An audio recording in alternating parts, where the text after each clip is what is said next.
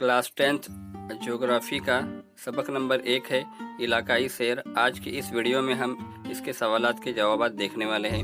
आपके पास first question है, अपने इलाकाई सैर की रुदात तैयार कीजिए। आप जहां कहीं भी घूमने कहीं गए होंगे उसके हिसाब से आपको खुद का आंसर लिखना है।